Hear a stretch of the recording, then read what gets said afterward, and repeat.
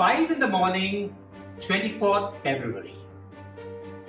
Russian tanks and troops moved out of the concentration areas and advanced into Ukraine in 3 broad fronts. The war that everybody knew was going to happen, but still hoped wouldn't take place, had finally begun. War had returned to Europe. But it is hard to imagine Russia and Ukraine at war. They were part of the same Kievan Rus Empire since the 10th century. They were one under the USSR for over 70 years. When the Soviet Union broke up in 1991, they became independent nations, but still very close. Ukraine, bound by old political and ethnic ties, leaned towards Russia. But gradually, Ukraine began swaying towards the West, towards the European Union and NATO. The Ukrainian tilt towards the West was not very well received by Russia.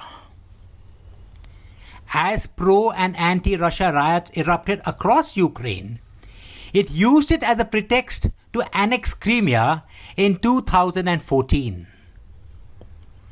It also set off a separatist movement in Donbas, in eastern Ukraine, that has raged on for over 8 years. But the pivotal moment came when Volodymyr Zelensky was elected president in 2019. He intensified the movement to join NATO and the European Union and even had it enshrined in the Ukrainian constitution. If Ukraine joined NATO, it would bring its troops right to Russia's borders. Its missiles could strike Moscow in just 3 to 4 minutes. Rightly, it was a threat to Russian security, but the warnings to Ukraine were disregarded. Ukraine continued its efforts for membership of NATO, and the seeds were being slowly sown for war. Around mid-2021, Russia began concentrating troops around Ukraine's eastern borders and to the north in Belarus. All this in the guise of exercises. Russian troops were already in the Crimea, and they were now perfectly poised to enter Ukraine from 3 directions. Russia demanded written guarantees that Ukraine would never join NATO. Talks failed, the tensions intensified. On 21st February, Russia recognized the provinces of Luhansk and Donetsk in the Donbas as independent states. On 24th February, Putin announced the special military operations against the neo-Nazis of the Ukrainian government. The war had begun. Russian troops advanced into Ukraine in 3 broad fronts.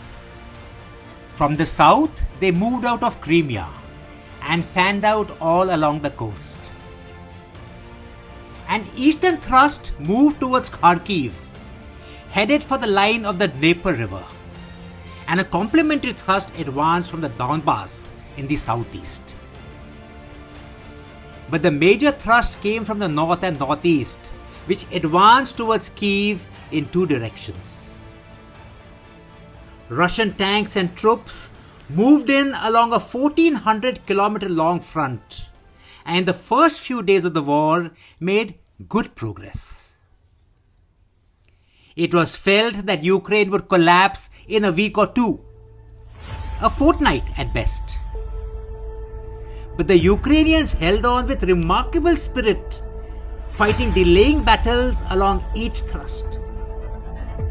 Melting snow further slowed the Russian advance, and they were forced into fighting in cities and built-up areas where they were stalled and halted.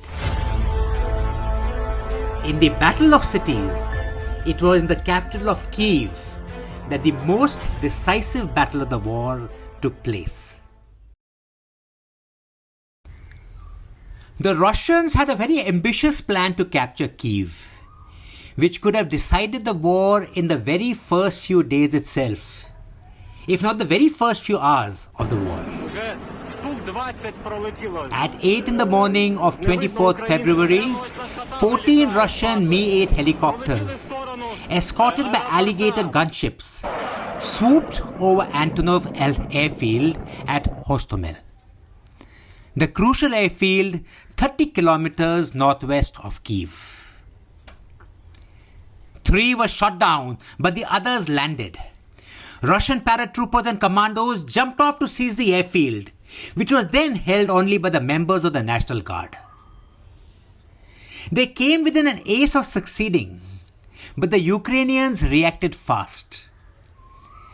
Their 4th Rapid Reaction Brigade counterattacked, and in intense fighting, the airfield changed hands thrice in 2 days. Eventually, the Ukrainians regained control of the airport and its vital runway. The main Russian airborne force, waiting in the Il-76 transport aircraft, could not land. Their airborne operation failed, but the Russians had one more ace up their sleeve. A 64-kilometer long column of tanks and troops from the 29th, 35th and 36th Combined Arms Armies raced down the M01 highway from Belarus to Kyiv, a distance of just around 140 kilometers. Had that column moved directly into the city, the story may have been different. But inexplicably, the column halted when it was short of Kyiv, and then halted for 4 to 5 days. It did not run out of fuel, as it is said. In all probability, it was waiting for the complementary thrust of the 41st and the 2nd Guard armies moving in from the northeast. The northeastern thrust was delayed by stubborn resistance, but by 4th March, it had closed in as well. The road column resumed its move. The Russians approached the city from 2 directions, on both sides of the Dnieper River. They closed in, deployed the artillery, and captured the suburbs of Irpin, Bucha, and Brovary. The noose around Kyiv was tightening. Even as Kyiv prepared for an impending attack, the much-expected assault never came. Perhaps the Russians realized that they did not have the capabilities to capture the large capital city. They would have taken heavy casualties, and their soldiers could have met the same fate that the Germans did in Stalingrad in December 1942.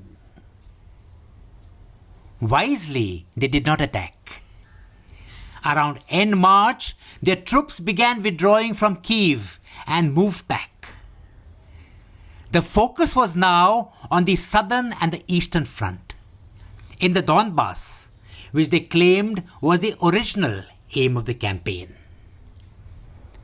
The immediate threat to Kyiv was over, but the war intensified. Along with the assault on Kyiv, the Russians attacked simultaneously in the south and the east as well. In the east, they advanced towards Kharkiv, Ukraine's second largest city, just 30 kilometers from the Russian border. On 27th February, Russian tanks entered the town but were pushed back. Repeated attacks, including a paradrop operation, failed. Cut off and isolated, Kharkiv held on for over 3 months. And in end May, the tide turned. The Ukrainians launched a counterattack that recaptured lost areas and forced the Russians back across the border. Some of the units even reached the Russian frontier. The defense and counterattack of Kharkiv is one of the major Ukrainian successes of the war. In the south, Russia's 58th and the 8th Combined Arms Armies used Crimea as a launch pad. From there, they moved northwards and fanned out all along the coastline towards the ports of Kherson, Mykolaiv, Melitopol and Mariupol. An amphibious assault was also planned for Odessa, but it was called off at virtually the last moment. Kherson fell on the 2nd of March, the first major city to fall. The Russians surrounded the coastal cities and occupied the entire coastline along the Sea of Azov. Their major target was the port town of Mariupol. This vital town was just 30 kilometers from Donbas and the gateway which connected the east to the south. The city held on for 82 days, fighting back air, naval and ground assaults in some of the bitterest fightings of the war. The Russians entered the city in mid-April, but remnants of the fanatical Azov Battalion and the 36th Marine Brigade continued holding on at the Azovstal steel plant till they finally surrendered on 17th May.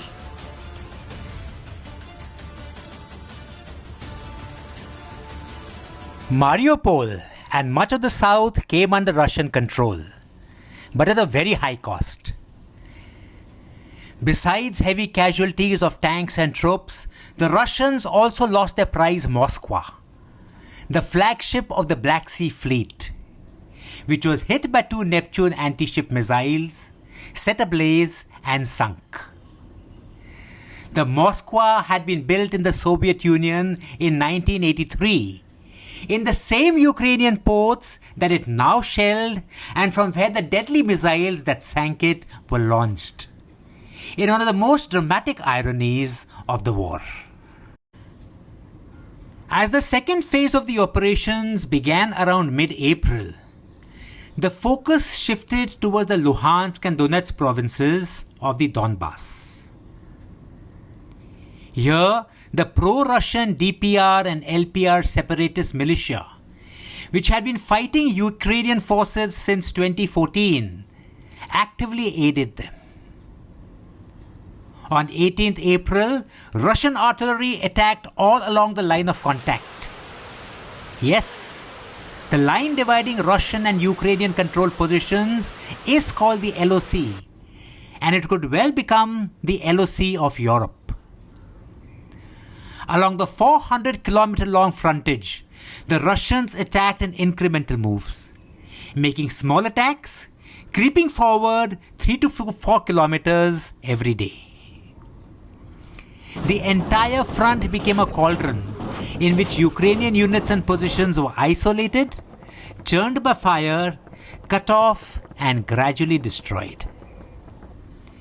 One by one, the major towns of Elzium, Popasna, Kremina and others came under Russian control. The major fighting took place in the town of Severodonetsk, whose capture in mid-June gave the Russians control over all of Luhansk. With the seizure of over 80% of the Donbas, the Russians seem to have attained most of their objectives in this phase. After 4 months of fighting, Russian gains are considerable.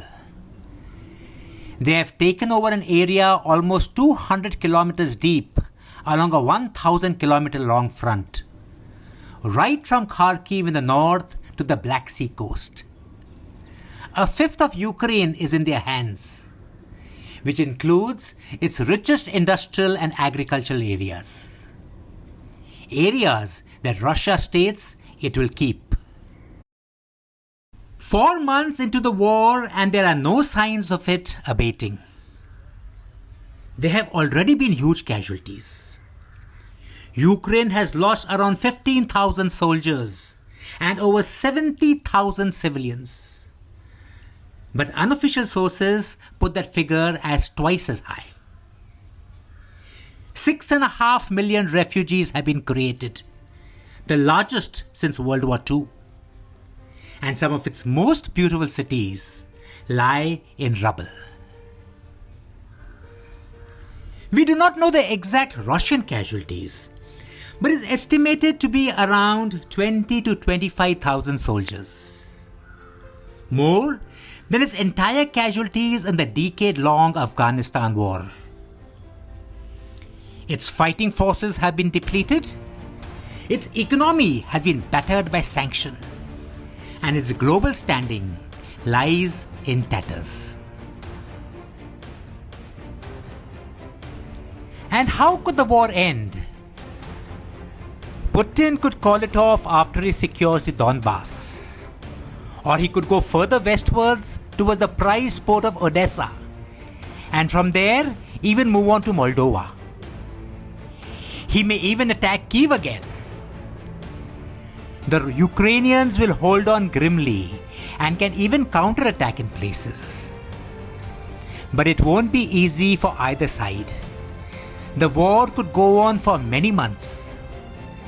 It could also become a frozen conflict that simmers indefinitely. And even if Russia gets its victory, it will be a Pyrrhic one. In the long run, it could have the same effect that the ill-fated invasion of Afghanistan had on the Soviet Union. Rather than enhance Russia, it could diminish it and set the tone for its eventual decline.